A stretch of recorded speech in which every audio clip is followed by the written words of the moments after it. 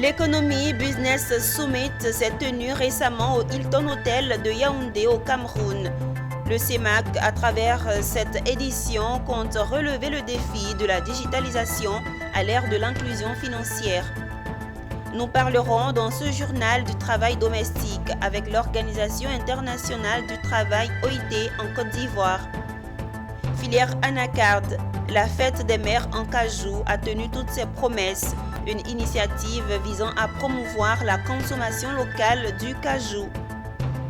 Spiritualité, le dirigeant du centre missionnaire de la parole, le prophète Jean-Pierre Zongrana, était face à la presse et ses fidèles pour faire une annonce.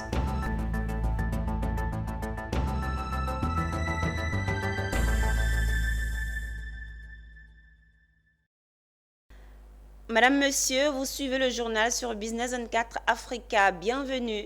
Je vous emmène au Cameroun pour débuter cette édition. L'économie Business Summit s'est tenue récemment au Hilton Hotel de Yaoundé au Cameroun.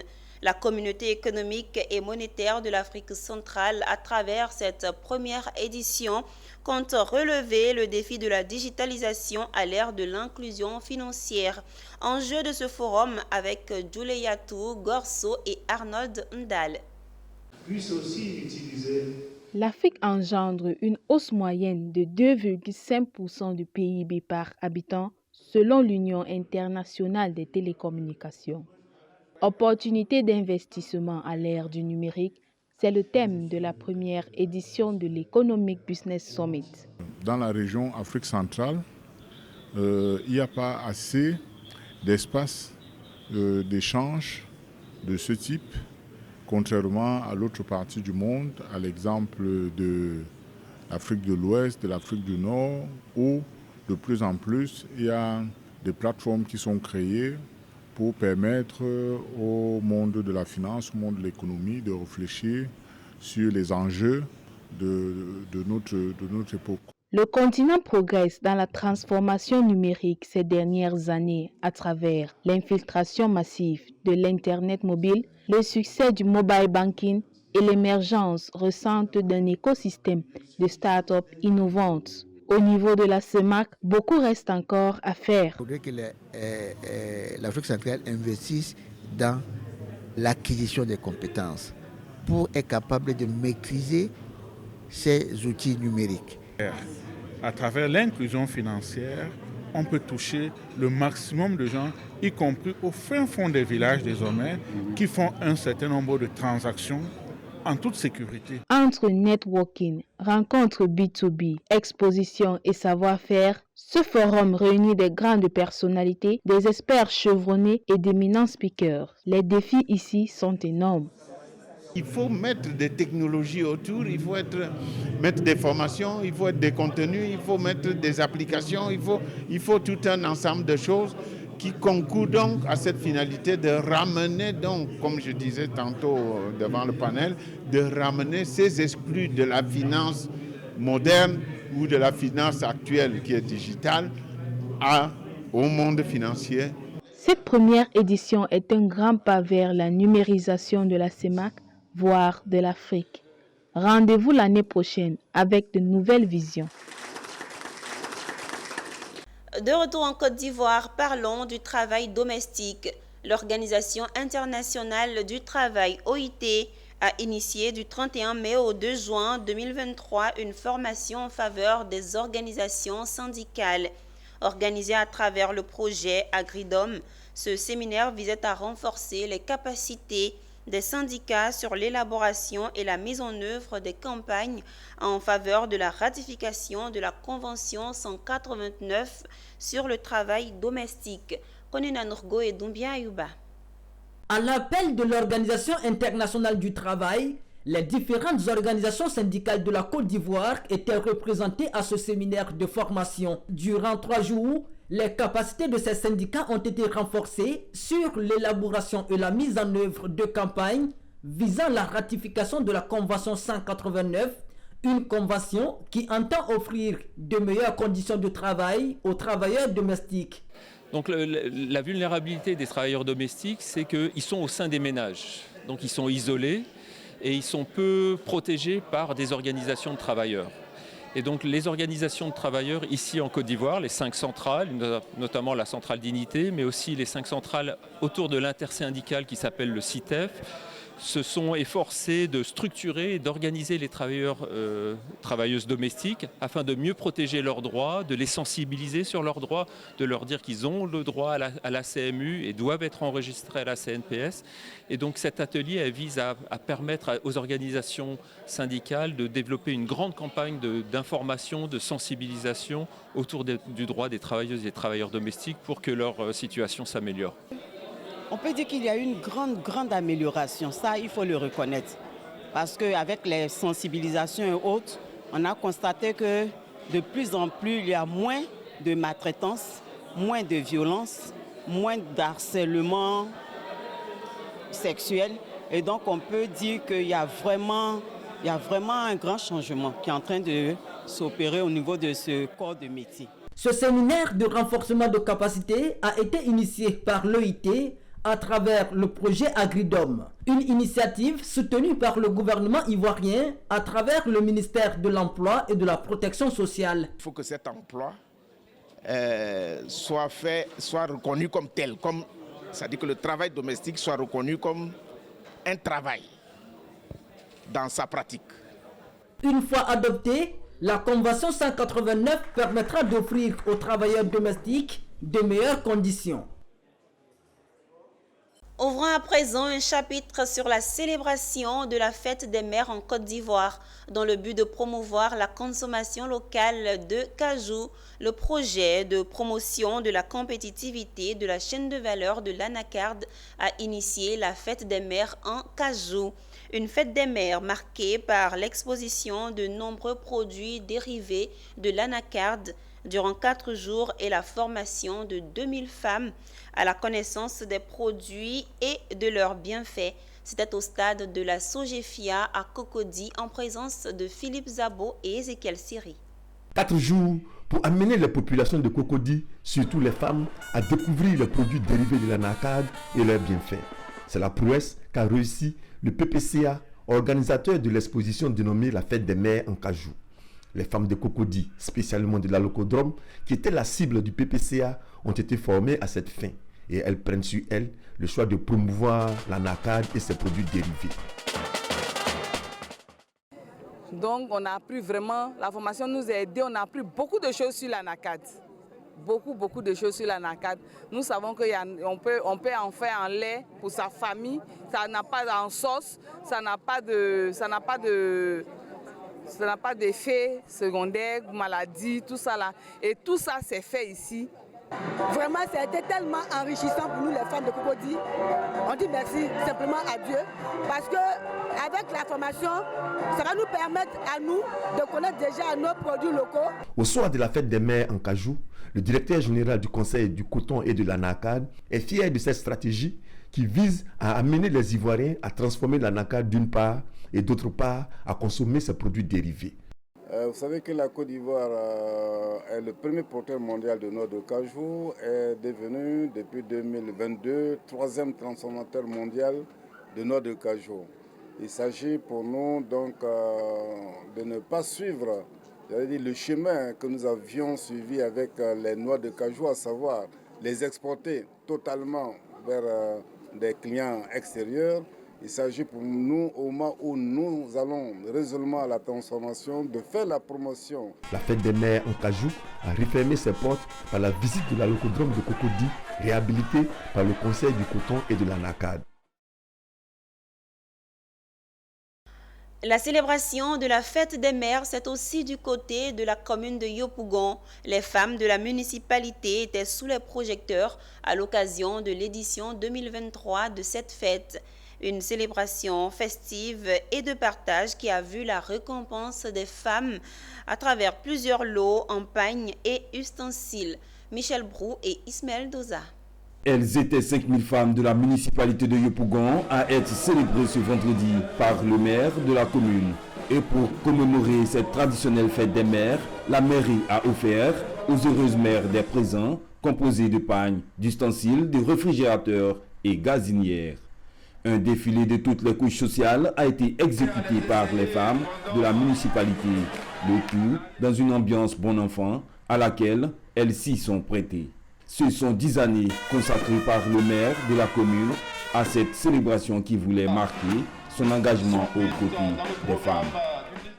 Toutes ces actions répondent aux aspirations du conseil municipal que j'ai eu l'honneur de diriger depuis 10 ans afin d'œuvrer efficacement à l'autonomisation des femmes de la commune et surtout saluer les sacrifices que vous faites chaque jour pour vos familles, pour vos enfants et pour la cohésion sociale dans notre commune. Une mobilisation autour de cette journée d'hommage qui a enregistré la présence du président de l'Assemblée nationale, invité spécial, venu communier avec les femmes. Cette fête revêt un caractère particulier. Je voudrais remercier cette grande mobilisation des femmes, empreinte d'effervescence. Il y a eu des discours d'émotion, des discours donc de reconnaissance, mais pour nous, pour connaissant le maire, homme de fidélité, loyauté, d'engagement, de rigueur, je crois que ce n'est pas la dernière fête, parce que nous avons promis lui réserver un grand hommage dû à son rang et à son engagement citoyen. Je suis vraiment content, je suis dans la joie. Je remercie vraiment la mairie, je remercie le maire. Et chaque année, il organise même la fête des maires. Et voilà que cette année, c'est moi qui ai remporté le lot de bronze. Je lui dis vraiment merci. L'édition 2023 de la fête des mères, offerte par la municipalité de la commune de Yopougon, a été un moment de convivialité et de partage. Les femmes ne pouvaient pas souhaiter une telle célébration. Vivement la prochaine édition. En milieu rural, les femmes sont très souvent oubliées à l'occasion de cette célébration de la fête des mères. Mais ce n'est pas le cas dans le village d'Ayaou Sokpa, dans le département de Sakassou. Les doyennes et l'ensemble des mères ont été célébrées et couvertes de cadeaux. Le récit de Emmanuel Bonzo, notre correspondant. Mami Kwadio et Amlan sont respectivement âgées de 70 ans et 80 ans. Ressortissantes du village d'Ayaou Sokpa, elles sont mères, grand-mères et arrière-grand-mères de plusieurs générations de fils et petits-fils. À l'occasion de la fête dédiée aux mères, elles et les mamans de cette localité ont été célébrées. L'initiative est de leur fille Kwadio Kwame Ren et ses partenaires qui ont décidé de les honorer à cette occasion en les couvrant de cadeaux. C'est un message d'amour, d'amour, de fraternité et d'union. Parce qu'elles sont en association, elles ont bien voulu instaurer cette fête ici en milieu rural qui se fête rarement, parce que la fête des mères, c'est tout le temps en ville. Mais elles ont voulu initier cette fête des mères en milieu rural. Et moi, j'ai voulu les accompagner parce que les femmes en milieu rural travaillent vraiment beaucoup. Elles vont au champ, elles font le repas, elles font tout pour la famille. Vraiment, ce sont nos mamans. Il faudrait les accompagner à tout moment. C'est de rendre les femmes autonomes, vraiment autonomes et financièrement. Voilà. Et nous réfléchissons à apporter des projets pour améliorer les conditions des femmes dans ce village. De petites attentions exprimées en un moment festif pour montrer tout l'amour porté aux mères du village. Pour les égayer, les mamans ont participé à un concours culinaire et à un tournoi de foot où les meilleurs ont été récompensés et distingués. Je suis très contente, très contente. Je remercie la maman marraine. Merci à la marraine, les chefs du village, président des jeunes, en tout cas toute la population qui sont présents. Elle a dit merci. En tout cas, je suis très émue. En tout cas, les mots me manquent. Cette célébration des mères d'Ayaou Sokpa est à sa première édition et a constitué un moment qu'elles espèrent revivre chaque année. Ainsi se referme ce chapitre sur la célébration de la fête des mères en Côte d'Ivoire. Parlons à présent de spiritualité. Le dirigeant du centre missionnaire de la parole, le prophète Jean-Pierre Zongrana, était face à la presse et ses fidèles où il a présenté des signes annonciateurs qui lui auraient été révélés par Dieu. Des prophéties annoncent la Côte d'Ivoire comme le choix divin pour une ère de paix et de développement. Walter Kofi et Marius Siri. La Côte d'Ivoire serait le choix de Dieu pour conduire les nations. Voici l'essentiel du message de Jean-Pierre Zougrana, leader du centre missionnaire de la parole révélée. Face à la presse et à ses fidèles, l'homme de Dieu a présenté des signes qu'il aurait reçus en juin 2008 de la part de son créateur. Des apparitions qu'il a filmées et qui pour lui traduisent la descente évidente de la gloire de Dieu en Côte d'Ivoire. Ce qui est dans le ciel même, le maman sorti quoi. Pour attester sa vision, le prophète s'inspire également de l'ode à la patrie. Je suis là pour donner son sens à l'hymne de notre nation qui dit que si nous avons dans la paix ramené la liberté, notre devoir sera d'être le modèle de l'espérance qui a été promise à toute l'humanité. Donc, la Côte d'Ivoire doit être assemblée autour de sa gloire parce que cette portion de terre ivoirienne a été saluée par Dieu dans notre hymne en disant « Salut à toi, ô terre d'espérance ». Voilà. Donc, cette terre qui aspire à cette espérance-là aujourd'hui, cette espérance a été satisfaite et Dieu veut que je fasse savoir. Le leader du centre missionnaire de la parole révélée a également donné rendez-vous aux personnalités politiques et au grand public le 6 juin prochain dans son temple situé dans la commune de Angré, précisément dans le quartier de Nouveau-Chu. À Angré, une journée de commémoration des actions de son Dieu au cours de laquelle il donnera des précisions sur son message et sur ses visions. Pour ce 6-là, je ne vais pas vous dire quels sont les invités qui viendront, mais je vais dire les invités que j'attends. Voilà, parce qu'ils viendront signifie qu'ils m'ont déjà certifié, voilà. Mais que moi j'attends, c'est ce que j'entends dans mon esprit. Voilà, que moi j'attends, c'est vraiment, depuis la classe politique, jusqu'au chef de l'État. Rappelons que Jean-Pierre Zougrana est le dirigeant du centre missionnaire de la parole révélée. Il a une quinzaine d'années de ministère et aurait interpellé à plusieurs occasions les gouvernants ivoiriens et ceux de la sous-région sur des événements qui se seraient réalisés.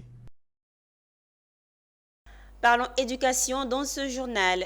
L'enseignement préscolaire et primaire de San Pedro Bardo a célébré la 4e édition des Journées de l'excellence au sein du groupe scolaire Lions Club. C'était en présence des responsables du système éducatif, de la Direction régionale de l'éducation nationale et de l'alphabétisation de San Pedro, Abel Kwao, Djekou de Silva et Michel Brou. Ils étaient tous là, les partenaires du système éducatif et des parents d'élèves pour la 4e édition des Journées de l'excellence au sein du groupe scolaire Lions Club avec le parrain Sangaré Mohamed, directeur général adjoint d'une entreprise de la place. La première journée de ces activités a débuté par des activités socioculturelles et sportives, entre autres fitness, football et handball, tant au niveau des élèves que des enseignants.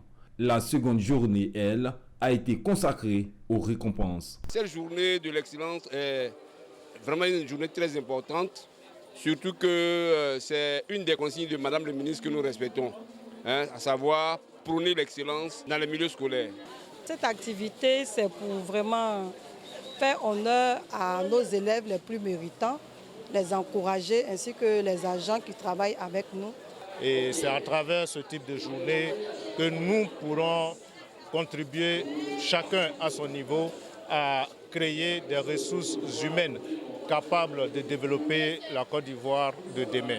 Ce matin, j'ai reçu le prix de l'excellence dans le cadre de l'organisation de nos activités de fin d'année et ma joie est très grande. Rappelons que ce sont au total 107 élèves, dont 80 du CP1 au CM2 et 27 sportifs, ainsi que 12 enseignants qui ont reçu des prix. Après San Pedro, rendons-nous à Yamoussoukro, capitale politique de la Côte d'Ivoire.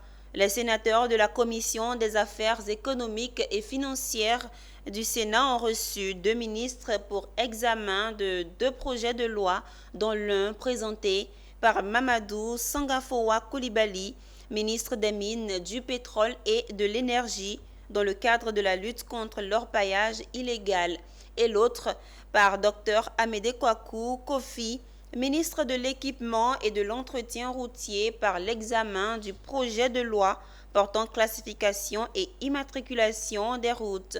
Ces deux projets de loi ont été adoptés à l'unanimité. Charles Kouakou, commentaire Pierre Tebeu. C'est Mamadou Sangafoua Koulibaly, ministre des Mines, du Pétrole et de l'Énergie, qui a présenté le projet de loi qui s'inscrit dans le cadre de la lutte contre l'orpaillage illégal. Il s'est agi d'adapter les textes aux exigences de l'efficacité de la répression des infractions au code minier, dont l'orpaillage illégal constitue une menace pour la sécurité nationale, eu égard à ses conséquences humaines, économiques, sociales et environnementales désastreuses, mais également aux ramifications avec certaines autres formes de criminalité.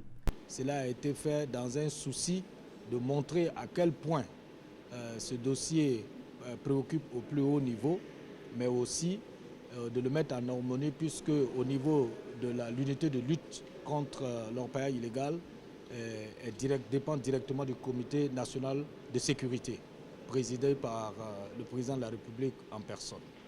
Ce projet de loi a été voté à l'unanimité par les sénateurs de la commission.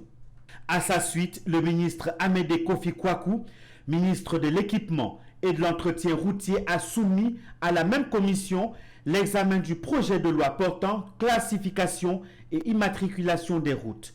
Ce projet de loi énonce les principes d'une nouvelle classification et d'immatriculation des routes, distinguant entre autres les routes nationales dites N et A, les routes départementales dites D, les routes communales ou urbaines dites U et les routes à usage privé dites P.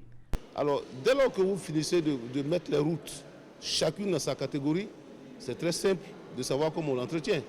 Une route nationale, vous savez que ça doit être du ressort de l'État. Ultérieurement, dans son entretien, c'est l'État. Une route départementale, évidemment, on a des conseils régionaux. Donc, dans un conseil régional, il y a plusieurs départements. Donc, les routes qui sont à l'intérieur d'un département seront à la charge des conseils régionaux. Ce projet de loi a été voté à l'unanimité par les sénateurs membres de la commission.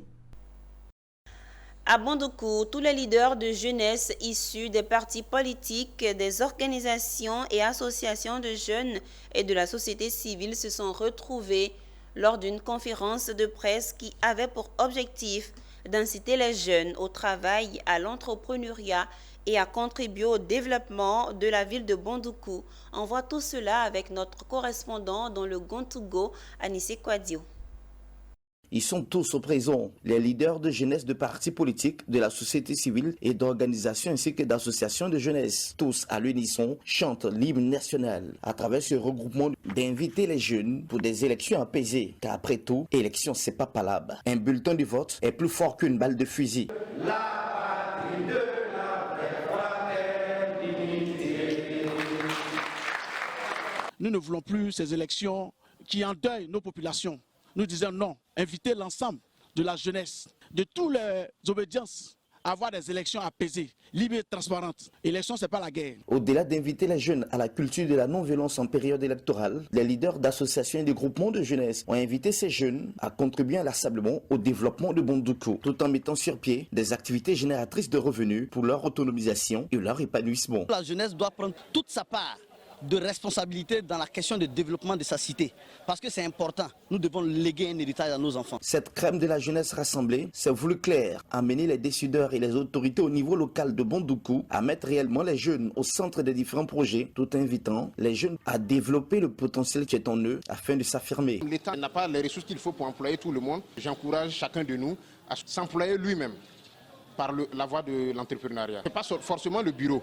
Il y a également l'agriculture, pour ne pas dire l'entrepreneuriat agricole, l'entrepreneuriat sous toutes les formes. C'est un fait rare qui mérite d'être souligné, de voir réunir sur une même table les leaders de jeunesse de partis politiques, de la société civile et des organisations et associations de jeunesse, tous à l'unisson, qui ont la même vision, non à la violence en période électorale, tout en contribuant au développement de la commune de Bondoukou. C'est la fin de ce journal préparé par l'ensemble de la rédaction. Merci de nous avoir suivis. Portez-vous bien, surtout bonne célébration de la fête des mères.